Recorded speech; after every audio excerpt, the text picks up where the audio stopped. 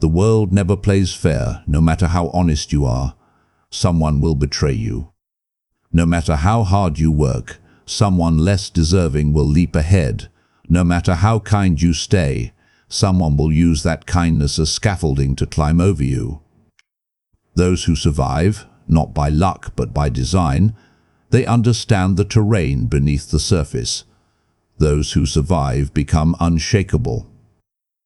And those who survive long enough to refine their instincts, they become untouchable. This is not about deceit. This is not about cruelty. This is about dark intelligence. It is the kind of intelligence that listens longer than it speaks, watches more than it reacts, stays quiet until the moment demands action, and then strikes not with noise but with precision. It is the intelligence of the hawk circling above the chaos, waiting for the exact tremor in the prey's stance before folding its wings and diving. But before we dive deep, let me be crystal clear. This is not a manual for manipulation. This is a shield forged in realism, a strategy for self-defense in a world that rewards performance over purity. You do not learn these principles to dominate others. You learn them to ensure no one dominates you. Drop this affirmation in the comments. I'm not here to be liked. I'm here to be understood on my own terms. Now let's unlock the secrets hidden in plain sight. You never over-explain your motives. You do not rush to clarify when suspicion arises. You do not defend your silence with noise. You let uncertainty linger, because uncertainty is not your enemy. It is your leverage, Machiavelli once said. A wise ruler ought never to keep faith when by doing so it would be against his interest. He did not say break promises recklessly. He said preserve your freedom of action. And that freedom begins the moment you stop justifying yourself to everyone who glances sideways at your choices. Here's what happens in most conversations. Someone asks why you left that job, and you spill the whole story. Your boss's favoritism, the missed promotion, the sleepless nights. You hand them a map to your emotional weak points. Now they know where to press next time tension rises. But imagine instead you pause, smile faintly, say it no longer aligned with where I'm headed. No anger, no victimhood, no detail to dissect, just quiet certainty. They lean in, not because you gave them answers, but because you withheld the obvious ones. Let's say a colleague corners you before a meeting. So, are you going for the lead role or what? Most people blurt. Oh, I don't know. Maybe, or worse, yes, absolutely. I've been prepping for months. The first sounds weak, the second sounds desperate. And desperation is the scent that draws competition like wolves. But you tilt your head slightly. Interesting question. Then change the subject to the client's new demands. Now they're recalibrating. Who is this person who won't confirm or deny, who operates without broadcasting intent? You've just shifted from prey to predator, not by claiming power, but by refusing to perform weakness. Think about the most intriguing people you know. They are rarely the loudest. They are the ones who answer questions with questions, who listen with stillness instead of nodding too fast, who let a pause stretch just long enough that the other person fills it with their own assumptions. And here's the secret. People trust their own conclusions more than your explanations. This does not mean you lie. This does not mean you deceive. This means you curate access. You reveal only what serves the next move, not what soothes your need to be understood. A friend asks why you're distancing yourself. Most people say I've been overwhelmed or we just grew apart, but you say I'm recalibrating what I give my energy to. No blame, no apology, just a quiet reassertion of agency. The key principle here is this. Clarity is a gift you give selectively, not a debt you owe to curiosity. When you stop treating transparency as virtue, you start treating it as strategy. What happens when you master this? Meetings go differently. Negotiations tilt in your favor. People begin to second-guess their assumptions about you. They project competence onto your silence. They assume depth where you've simply withheld surface noise. Never adapt so much that you become unreadable to yourself. This is not about becoming cold or uncaring.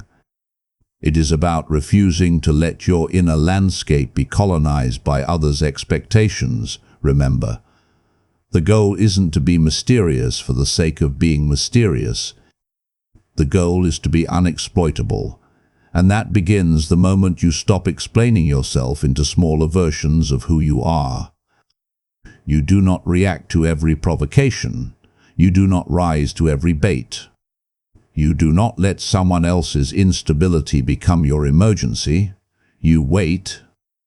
You watch. You let the first wave of emotion crash and recede before you decide whether to step forward or step aside. Machiavelli once said, "He who is overly compassionate invites chaos." He was not condemning kindness. He was warning against emotional autopilot, the instinct to soothe, to fix, to appease. Before assessing the cost, compassion without discernment is not virtue. It is vulnerability dressed in good intentions. Here's what happens in most conflicts. Your partner snaps after a bad day, and you immediately shift into damage control. What's wrong? Did I do something? How can I help? You hand them the steering wheel of your emotional state. Now their mood controls your peace. But imagine instead you hold your posture, make eye contact, say calmly, "I see you're upset," then pause. Do not fill the silence. Do not offer solutions. You have just created space, not coldness. Space where they must confront their own reaction instead of outsourcing it to you. Let's say a client emails at 11 p.m. with escalating demands and passive-aggressive phrasing. Most people reply within minutes, apologetic, over-accommodating, slightly frantic. They signal, "I am always available to your turbulence." But you wait until 8:30 a.m., respond with clean professionalism, noted, "Here's the revised timeline, next steps confirmed for Friday." No defensiveness, no justification, just structure. Now they recalibrate. This person is not a pressure valve. They are a system with boundaries. And systems cannot be shaken by tantrums. Think about the leaders who command quiet respect. They don't flinch when criticism lands. They don't over-explain when doubted. They absorb the blow, assess the source, and respond only if response serves long-term positioning. Detachment is not indifference. It is delayed engagement, on your terms. This does not mean you suppress emotion.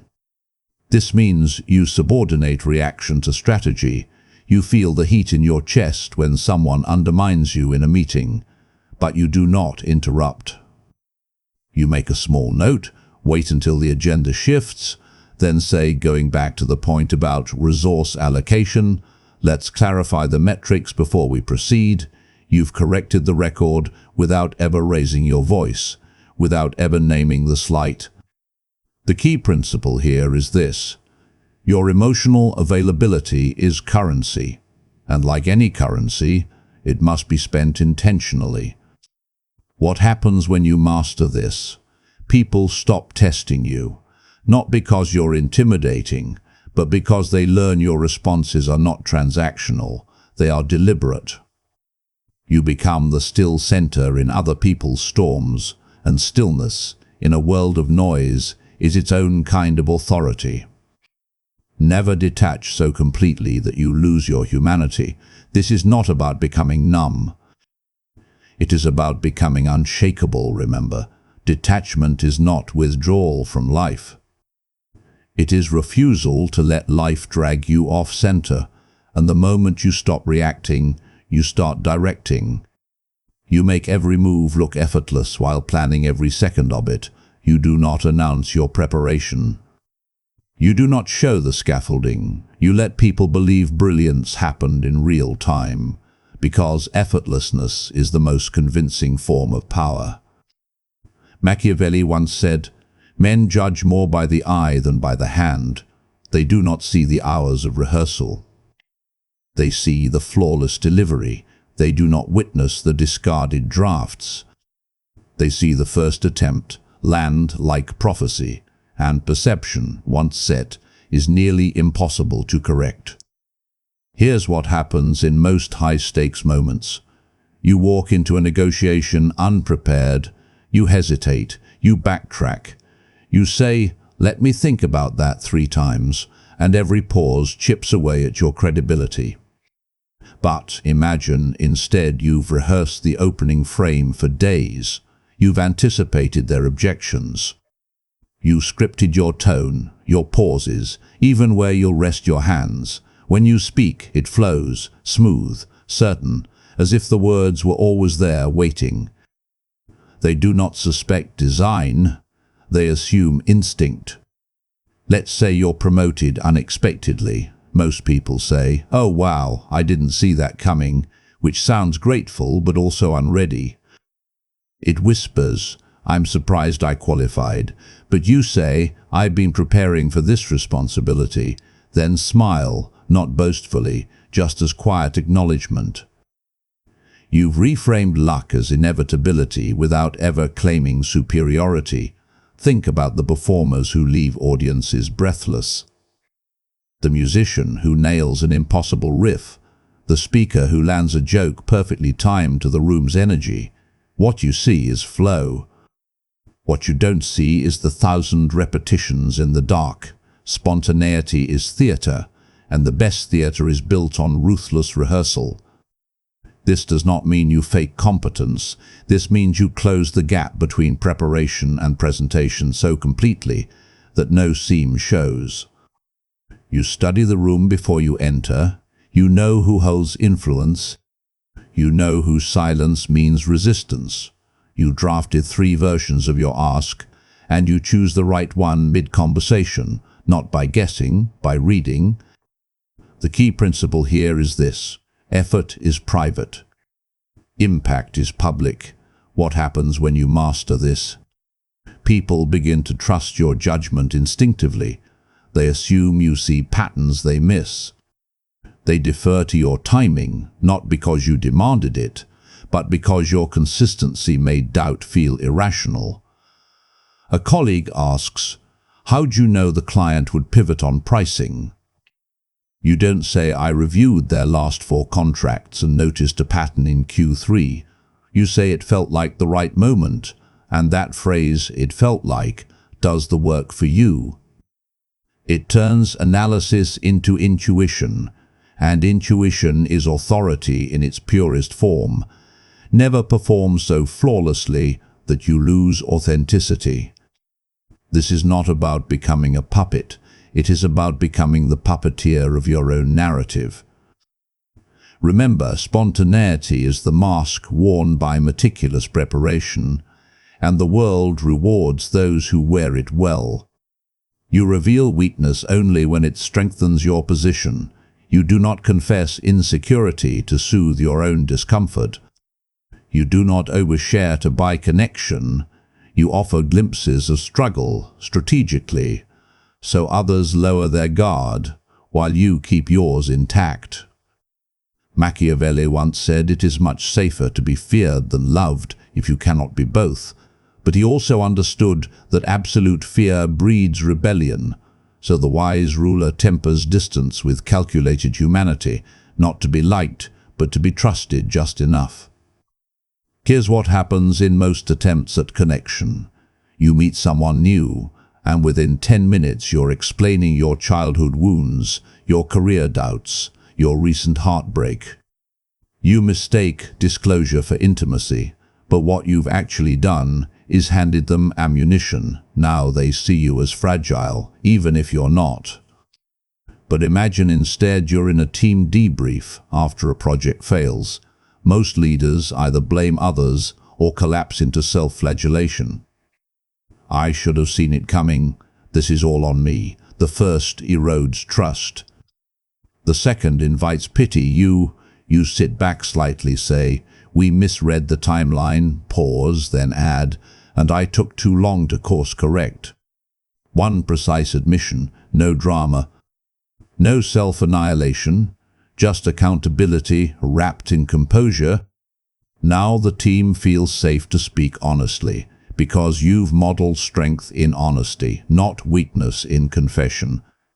Let's say you're pitching to an investor who senses hesitation. Most people overcompensate, voice tightens, smile stiffens, they double down on certainty. I'm 100% confident in this, which sounds like panic. You lean in slightly, lower your voice. Here's what keeps me up at night, the adoption curve. But here's how we're stress testing it. You've named a real risk, then immediately anchored it in solution. You just signaled three things. You're aware, you're honest, and you're in control. Think about the mentors people follow for decades. They don't claim perfection, they admit past missteps, but always with the lesson attached. I once trusted the wrong partner, now I vet alignment before capital. They turn failure into foresight, vulnerability into credibility. This does not mean you manufacture weakness. This means you choose which truths serve leverage. You do not say, I'm terrified of public speaking before a keynote. You say, I used to dread the first minute. Now I channel that energy into focus. You've acknowledged history without surrendering present authority. The key principle here is this. Vulnerability is not exposure, it is calibration. What happens when you master this? People feel closer to you, not because you've emptied your soul, but because you've let them witness a single window, clean, framed, intentional. They project depth onto your restraint, they assume you have more to share, and that assumption is respect in disguise. Never reveal pain without purpose. This is not about manipulation. It is about stewardship of your narrative, remember. True strength is not the absence of weakness. It is the mastery of when, where, and how much to let it show. You perform capability even before you fully possess it. You do not wait for confidence to arrive. You dress in its costume until it becomes your skin. You stand a half-inch taller, speak 2 seconds slower, hold eye contact 1 beat longer, not to deceive, but to trigger the internal shift that only external posture can unlock. Machiavelli once said, appearance shapes reality more than truth ever could. He knew that belief, both in yourself and in others, is contagious, and the first infection begins with how you enter a room. Here's what happens in most transitions. You take on a new role, team lead, founder, creative director, and you whisper to yourself, I'm not ready yet. So you shrink, you defer too often, you overqualify your ideas. I might be wrong, but this is just a thought. And every hedge erodes your authority before you've spoken the core idea.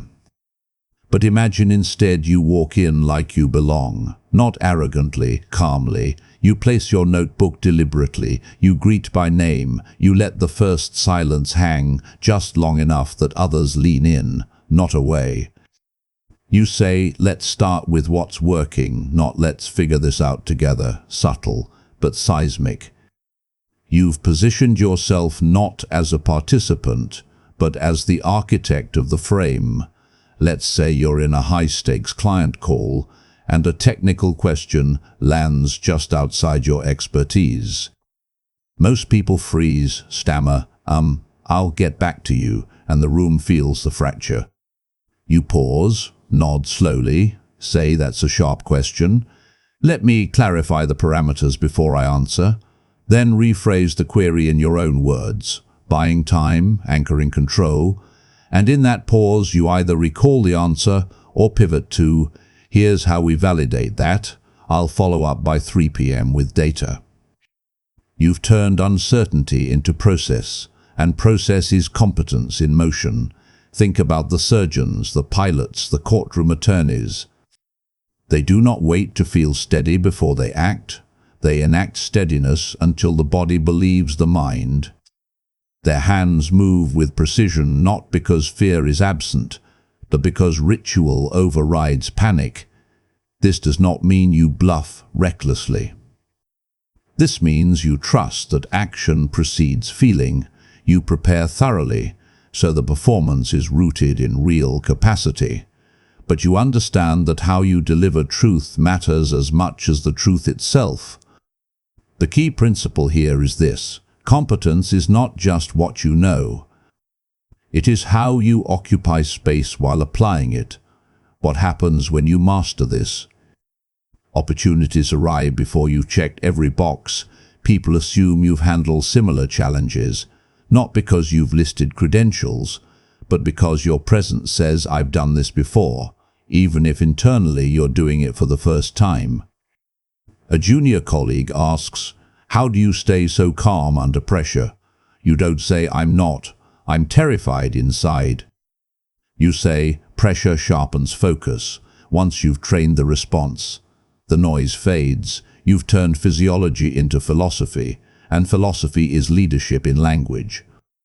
Never perform so rigidly that you disconnect from authenticity. This is not about becoming a statue. It is about becoming a signal, clear, consistent, undeniable. Remember, the stage does not wait for the actor to feel ready. It rewards the one who steps into the light and speaks as if the lines were always theirs. You never announce your transformation. You do not post declarations. You do not warn people the old version is retiring. You simply begin behaving as the new self, consistently, quietly, unapologetically, until the dissonance forces them to adjust. Machiavelli once said, "The wise man does at once what the fool does finally." He did not praise speed for its own sake.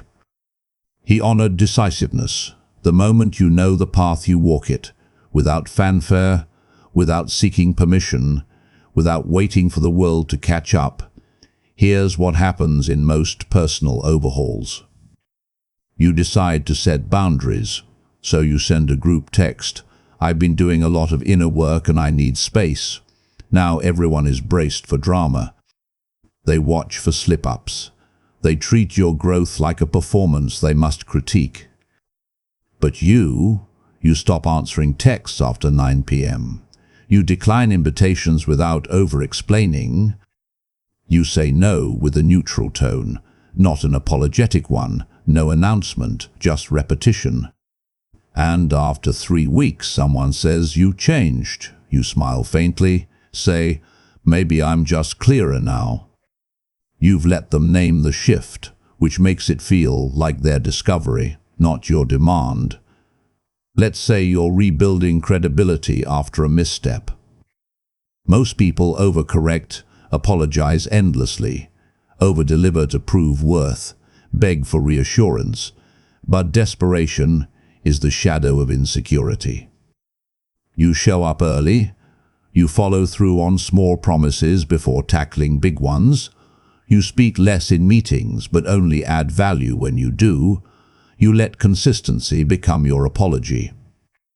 And after a month, the same person who doubted you says, "I don't know what you did, but it's working." You've rewritten the narrative, not with words, with rhythm. Think about the seasons. Winter does not announce its retreat. It simply lets the light linger longer each evening, until one day the snow is gone, and no one can pinpoint the exact hour it melted. That is how real change operates. Stealthy, inevitable, undeniable in hindsight. This does not mean you suppress growth. This means you refuse to make your evolution negotiable. You do not ask, "Is it okay if I stop people-pleasing?" You stop. You do not seek validation for your standards. You live them.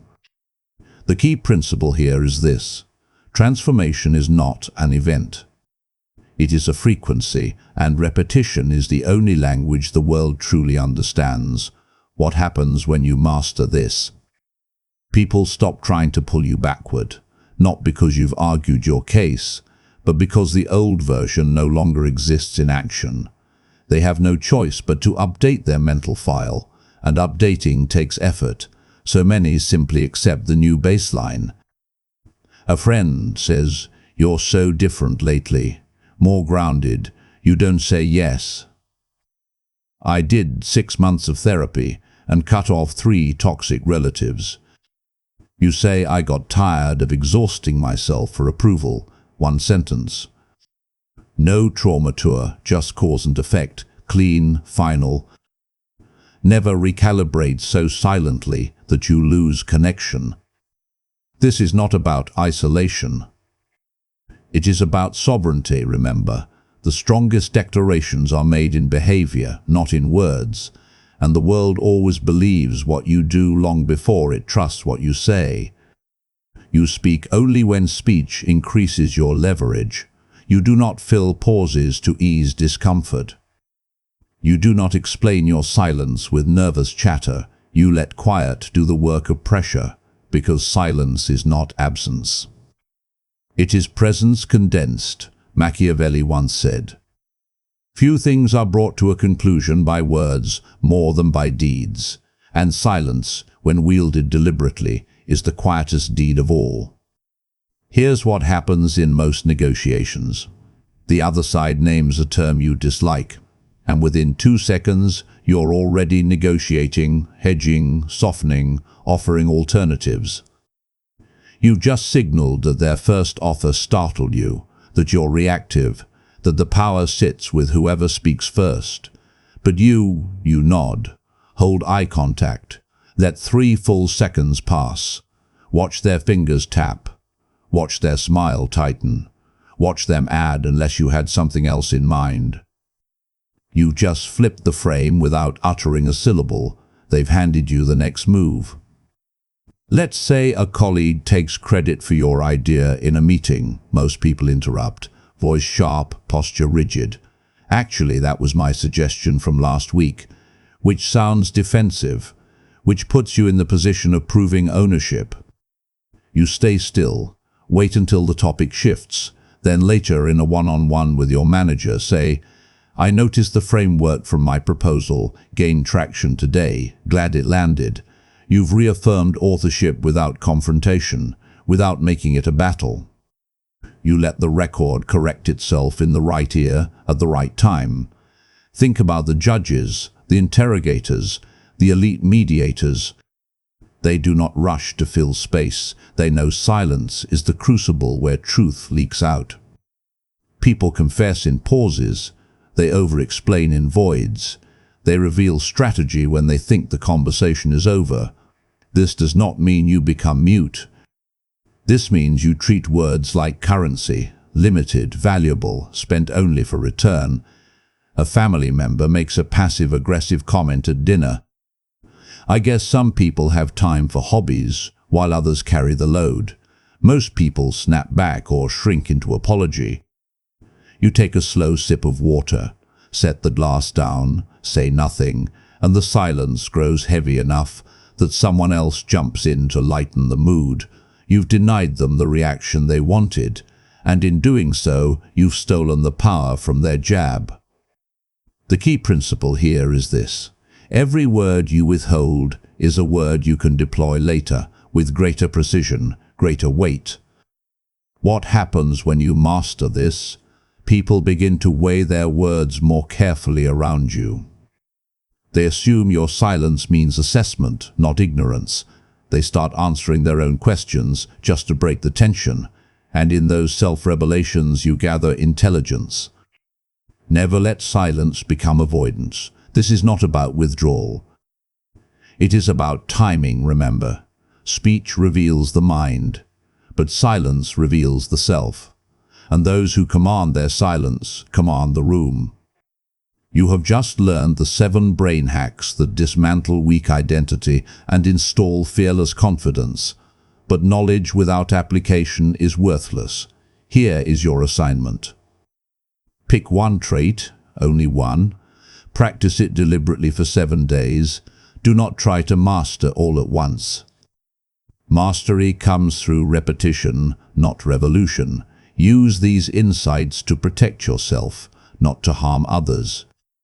Power without principle is tyranny. But power with principle is liberation. The world does not need more predators. It needs more people who cannot be preyed upon. There are two kinds of people: those who manipulate to control others, and those who master themselves to become unmanipulatable. You do not sharpen these tools to gain power over others. You sharpen them to gain power over your own fear, your own doubt, your own programming. Which kind of person do you choose to be? If this resonated, hit like, subscribe, and tap the bell. I want to hear from you in the comments. Which lesson hit you hardest and why? Stay strategic. Stay ethical, stay powerful,